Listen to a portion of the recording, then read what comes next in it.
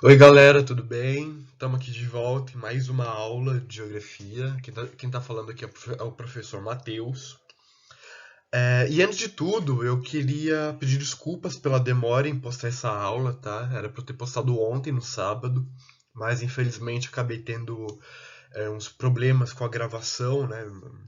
A gente está aprendendo ainda a mexer, né, nesses recursos online, etc. Então esses probleminhas, infelizmente, são comuns por enquanto, tá?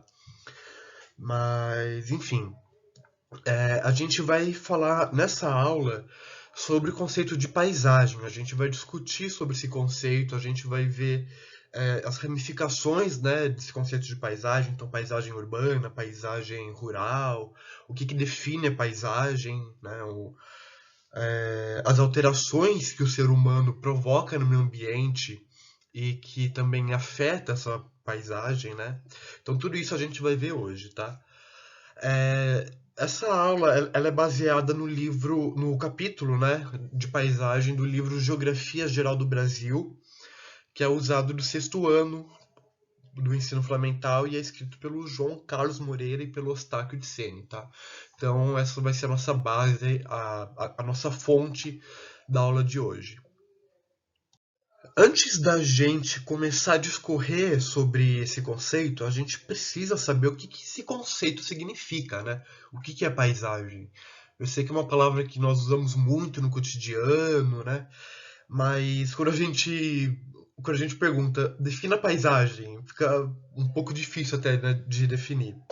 Mas em poucas palavras, paisagem significa extensão de terra que a vista alcança. Né? É uma palavra que deriva de uma palavra em francês, paisage, e essa palavra em francês ela significa justamente isso.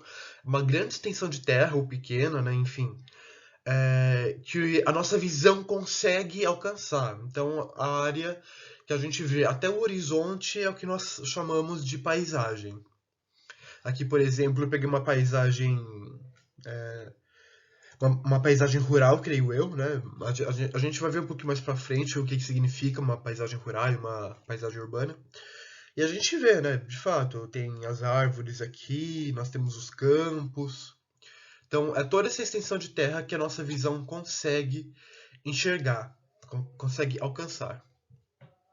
Portanto, a paisagem ela é completamente mutável, né? Ela é altamente diversificada, né? Dependendo do local que a gente está, dependendo do tempo também que a gente está, se a gente está de dia ou de noite, no inverno ou no verão, né?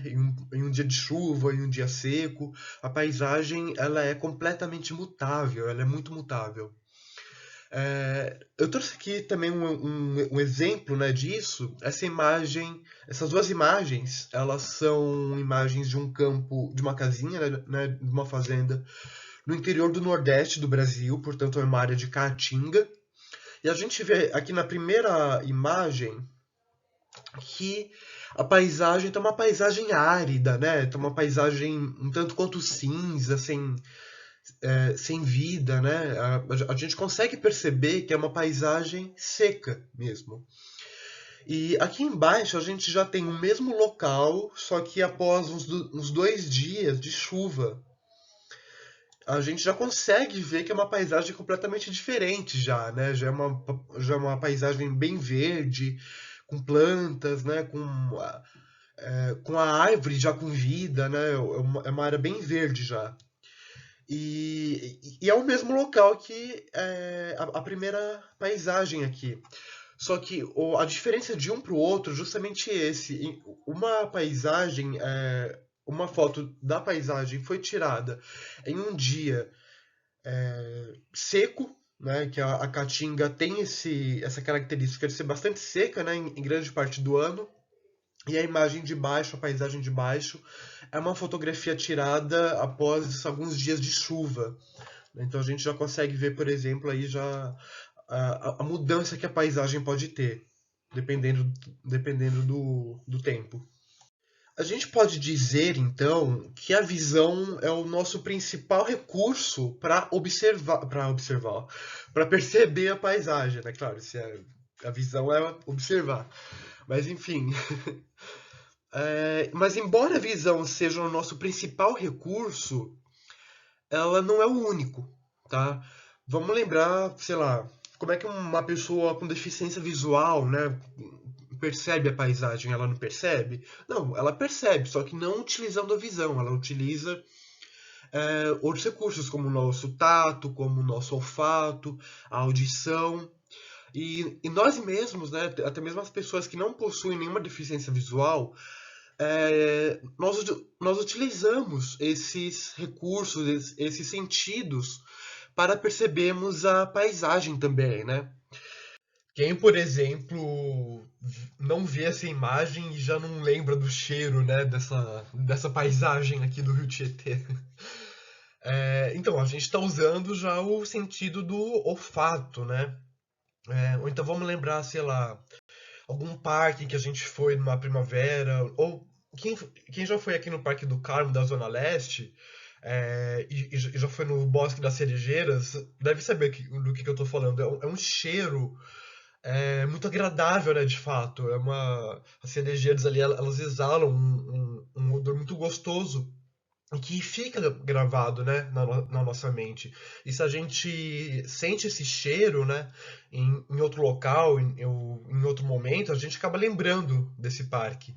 Porque é um cheiro que de fato fica marcado pra gente como uma característica de tal paisagem, né? No caso era a paisagem do Parque do Carmo e nesse caso aqui é o caso do Rio Tietê, né? Que não é um cheiro tão agradável assim, eu acho. Mas além da visão e do olfato, a gente tem também a audição, né? Como eu disse antes. Eu peguei um exemplo aqui da Rua 25 de Março, que também quem já foi lá em Dia das Mães ou uns dias antes do Natal, sabe bem como que é o som lá, né? É ambulante gritando pra tudo quanto é lado, é barulho de buzina. E mesmo que a gente não perceba muito na hora, né? Isso mais pra frente fica marcado mesmo como uma característica do local, né? Eu, por exemplo, quando eu vejo essa imagem aqui da 25 de março lotada, cheia de carro, eu até consigo ouvir o barulho até. Porque eu já passei lá antes e eu sei como que é o barulho dessa paisagem, né? Então fica meio que uma imagem que a gente consegue ouvir, né? Mesmo que, claro que só dentro da nossa cabeça, né? Mas é porque fica marcado mesmo essa característica do som da paisagem. Agora que eu já dei alguns exemplos de paisagem e de como a gente percebe essa paisagem, eu quero que vocês achem exemplos, tá? Eu vou pedir para vocês fazerem um exercício para fazer agora mesmo. Eu quero que vocês percebam a paisagem do local onde vocês moram, onde vocês estão. Se vocês fizerem isso, vocês vão perceber que em toda direção que você olha, em todo caminho que você faça cotidianamente ou não, seja por metrô, ônibus, a pé, ou enfim, é, as- a gente sempre vai encontrar construções feitas pelo ser humano, tá? Sempre. Seja isso um parque, seja isso um prédio, seja uma rua, ou seja, sei lá, uma plantação. Isso acontece porque nós, como seres humanos, nós vivemos em sociedade e toda sociedade produz cultura, tá? E enfim, nós vivemos em várias sociedades espalhadas por todo o nosso planeta, né? Então, se nós vivemos em várias sociedades, né, se existem várias sociedades, então também existem várias manifestações culturais, várias manifestações desse trabalho do ser humano. Um exemplo, né? Eu gosto muito de dar exemplo porque sai dessa área do abstrato e vai mais para o concreto, né? Imagine uma cidade aqui no Brasil, como que é, né? As casas de alvenaria, os postes de luz, né, e tudo mais. Agora eu quero que vocês imaginem uma cidade na Europa, né? Na Alemanha. Não é uma cidade parecida, né? Porque são sociedades diferentes, são construções diferentes e, portanto, são manifestações culturais diferentes. E essas diferenças, né, elas também se expressam na paisagem. Porque se nós vemos que o trabalho humano ele altera a paisagem, né, Então, a paisagem ela vai ser diferente nesses diferentes locais, né? Nessas diferentes áreas que abrigam sociedades diferentes. Então, a gente pode dizer que a paisagem em si ela é parte da cultura dos diferentes grupos espalhados, né, por todo o nosso globo, por todo o nosso mundo. Então, a paisagem ela é também um elemento cultural das sociedades. Portanto, toda essa construção humana, né, esses prédios, essas plantações, esses parques, essas ruas, etc., a esses elementos construídos pelo ser humano, a gente dá um nome de elemento cultural da paisagem. Então, se você saiu agora aí da sua janela e viu, sei lá, um monte de prédio, um monte de casa, um monte de árvore, até o horizonte, né? Tudo isso é elemento cultural da paisagem, porque tudo isso foi construído pelo ser humano. Tudo isso é manifestação cultural da sociedade em que a gente vive, tá? Então, mais uma vez, só para reforçar, casa, prédio, rua, estrada, tudo isso é elemento cultural, tá? Mas também os parques são, os campos cultivados, os pastos, as árvores plantadas, as barragens, também tudo isso é elemento cultural da paisagem.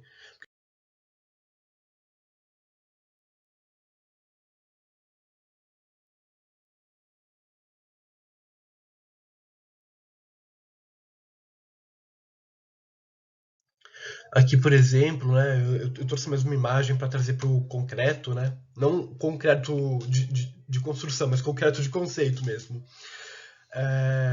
A gente vê vários prédios, né, aqui, a gente vê várias ruas também, mas a gente também vê várias árvores, né? E essas árvores elas não estavam aqui naturalmente, né? Elas não nasceram aí do nada.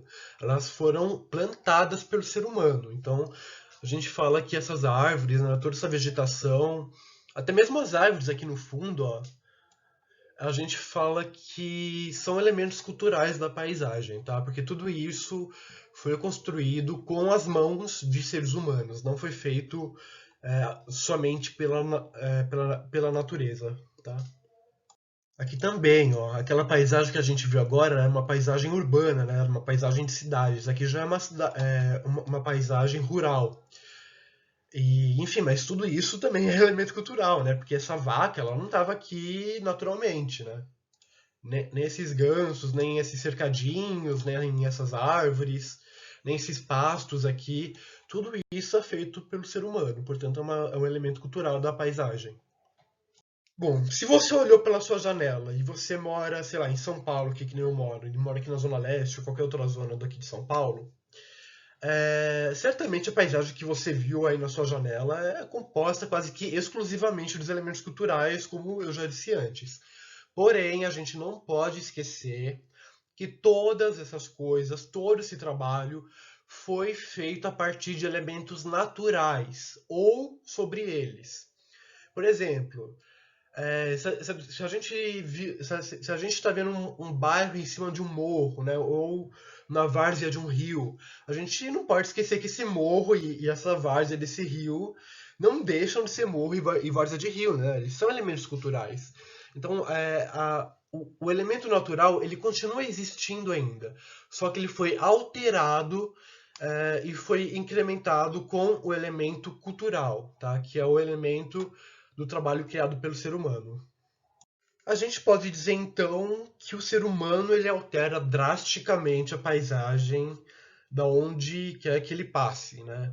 E isso ocorre desde o nosso surgimento, entre aspas, né, aqui no nosso planeta, mais ou menos 300 mil anos atrás. E há mais ou menos 150 mil anos o ser humano ele conseguiu possuir uma evolução tanto social quanto biológica que permitiu a ele uma grande capacidade de poder alterar a paisagem para o seu sustento, né, para a sua vida, né, mesmo.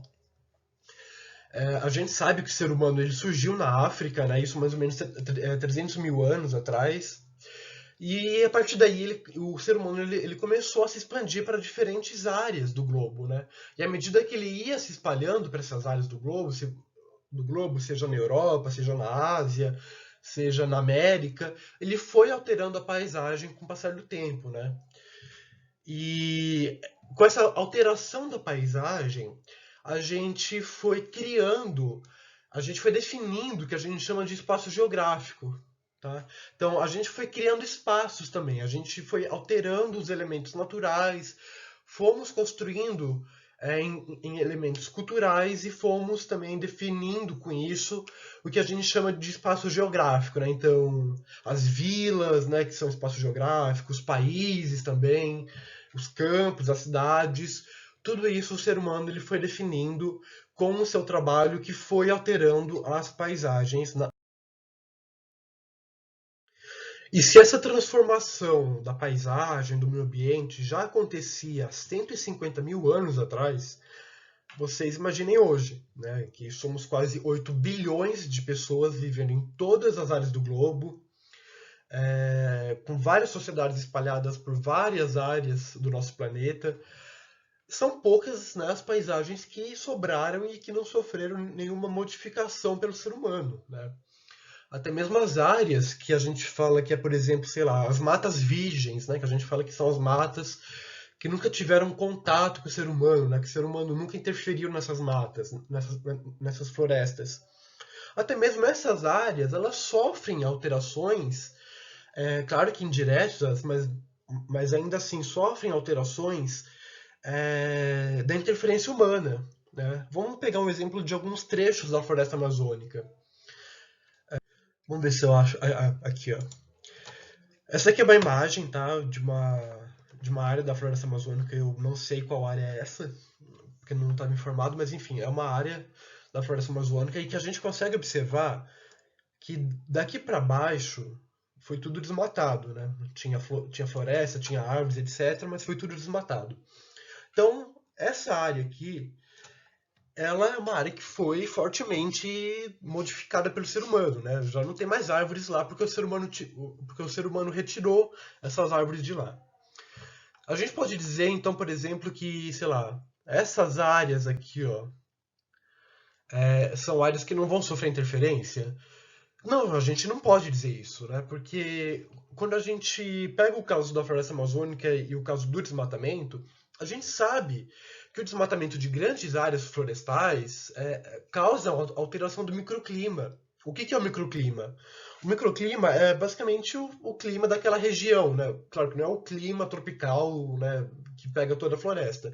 Não, mas é a quantidade de chuva que tem naquele espaço pequeno, né? Então nessa área aqui, a umidade, a insolação, que é a quantidade de raios solares que incidem naquela área. Então tudo isso vai ser afetado devido ao desmatamento em outra área aqui. Então, indiretamente, o ser humano vai interferir também nessa área que não foi modificada tão drasticamente quanto essa, né? Mas que ainda assim vai ser afetada, seja por falta de chuva, seja por queda da umidade, seja por é, empobrecimento do solo, ou seja, por qualquer outra consequência que o desmatamento nessa área aqui causou. Vamos tentar definir agora esses conceitos de paisagem, do campo e paisagem da cidade. Vamos começar. Eu vou passar só por cima, tá, gente? Porque a gente vai ver com mais profundidade nas próximas aulas, tá? Mas só para já dar uma contextualização aqui. Essa imagem é uma imagem de uma plantação de eucalipto, portanto é uma imagem de uma paisagem rural, né, uma paisagem do campo. Só que por mais verde, né, por mais natural que possa parecer essa paisagem, a gente não pode dizer que ela é uma paisagem natural, tá? Por quê? O eucalipto, assim como qualquer outra plantação, seja de arroz, soja, cana-de-açúcar, palmeira, enfim, todo tipo de plantação configura paisagem cultural. Por quê? Como eu já disse antes, e eu gosto muito de frisar isso. Essas plantações não existiriam naquele local se o ser humano não as tivesse plantado lá.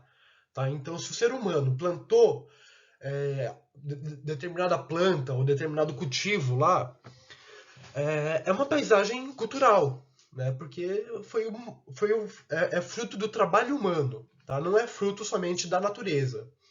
E muitas vezes, inclusive, essas plantas elas nem são nativas do local em que elas foram cultivadas, que nem o pinheiro, né? O pinheiro a gente usa bastante aqui no estado de São Paulo e no Paraná também, para a produção de papel, né? Só que o pinheiro, ele não é nativo do Brasil, né? Ele é nativo de outros locais do globo.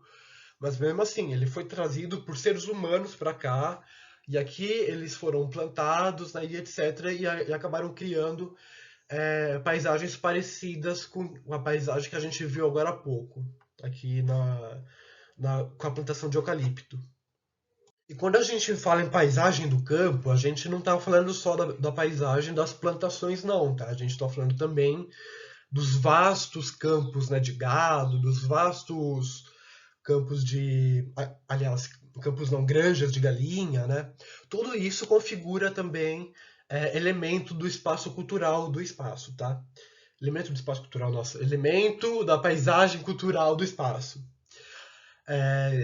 O princípio é o mesmo, né? Esses animais não estariam fazendo parte dessa paisagem se não fossem os seres humanos, né? Porque foram os seres humanos que trouxeram esses animais para cá, foram os seres humanos que fizeram a reprodução desses animais, né? Que construíram cercadinhos para criar o pasto, etc. Então tudo isso é parte cultural da paisagem. E ao lado das paisagens do campo, a gente tem as paisagens da cidade, né? O que são essas paisagens da cidade? Eu gosto muito de dar esse exemplo das cidades, né, e falar sobre elas, porque elas são o melhor exemplo que a gente tem de paisagem cultural. Nessas paisagens, né, urbanas da cidade, quase tudo foi construído pelo trabalho humano. Quase tudo. Não é exagero falar isso, tá? Ruas e avenidas, casas e prédios, postes e antenas, a rede de água e de esgoto, a vegetação de praças, parques, os córregos retificados, né? Tudo isso é a construção do ser humano e, portanto, elemento da paisagem cultural, tá? Muitas vezes a própria cidade, ela em si, é uma paisagem cultural inteira, né? Porque você não tem nada lá que foi criado pela natureza somente. Aliás, você até tem, só que ela não faz parte da paisagem, né? Vamos lembrar, o que significa paisagem? É a extensão de terra que a gente consegue observar. Se a gente vê, sei lá, por exemplo, uma favela em cima, sob um morro, tá, a gente sabe que tem um morro ali, só que a gente não consegue ver o morro, né? A gente consegue ver somente as casas, porque está cobrindo tudo. Então aquilo ali configura uma paisagem cultural, né? A gente tem aqui, por exemplo, eu trouxe mais uma imagem, que é uma imagem de satélite daquela zona leste de São Paulo. O nosso cursinho aqui na Vila Cisper está mais ou menos, se eu não me engano, está mais ou menos aqui, ó, nessa área aqui. E toda essa área para cá já é Guarulhos. Quem conhece aqui a área, quem conhece a geografia daqui sabe que essa daqui, ó, essa área verde gigante, é o Parque Ecológico do Tietê e aqui é o Rio Tietê, tá? Por que eu trouxe essa imagem? Bom, a gente consegue ver essa grande área verde, né, se destacando em meio a tanto cinza, né, de prédio, a tanto elemento cultural, né, que a gente pode até pensar, nossa, é um parque, sei lá, é um refúgio, né, da natureza aqui. De fato só que esse refúgio ele também foi criado pelo ser humano. O rio Tietê, ele não era reto assim. O rio Tietê, por exemplo, no passado, naturalmente, ele era todo cheio de curva. Então, o rio Tietê que ele já foi modificado, né? Então já é parte de uma paisagem cultural. A gente tem um lago aqui também que foi criado pelo ser humano, né? Esse lago onde tem os pedalinhos. É pedalinho que fala? Será? Pedalinho? Acho que é pedalinho, né? Que são aqueles negócios que a gente. Ai, não sei explicar, gente. Umas coisas meio estranhas. Enfim, todo esse parque, mesmo ele parecendo, né, ser uma coisa tão destacada da paisagem cultural dos prédios, das avenidas, ele também faz parte da paisagem cultural porque é um parque que foi criado pelo ser humano, tá? A gente aqui se encaminhando agora para o último slide, eu quero deixar bem claro isso, né? Que por mais transformada que seja uma paisagem urbana, por mais prédio que tenha, por mais casa em cima de morro que tenha, ou por mais rua e avenida que tenha, todo o material usado para a construção dessa cidade vem direta ou indiretamente da natureza. Então tem areia, pedra, tijolo, cerâmica, madeira e ferro para construir a alvenaria, né? A gente tem o asfalto que vem através do petróleo, que vem a partir do petróleo.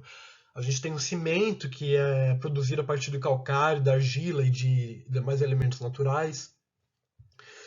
Todo esse material ele é retirado da natureza e passa por um processo de transformação nas indústrias.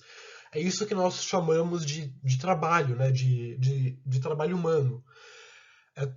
É todo o processo que o ser humano faz de retirada dos recursos naturais para sua transformação para seu uso, né? Então toda essa matéria-prima ela é usada, ela é transformada para a construção dos elementos que compõem as cidades. Então, de um jeito ou de outro, tudo isso de artificial, de paisagem cultural, ela tem um lado de natural, né? Porque de um jeito ou de outro ela foi construída a partir da natureza. Claro que depois houve o trabalho humano, que é o que configura a paisagem cultural, tá? Então é isso, galera. Eu espero que tudo tenha ficado bem claro para todos vocês, tá? Se não ficou claro, não hesitem em entrar em contato comigo, tá? Pra gente discutir sobre a matéria, tirar dúvidas, etc. E eu espero que vocês tenham gostado da aula de hoje. E na aula que vem a gente vai se aprofundar mais nesse tema, tá? Tchau, galera. Eu vejo vocês na próxima aula.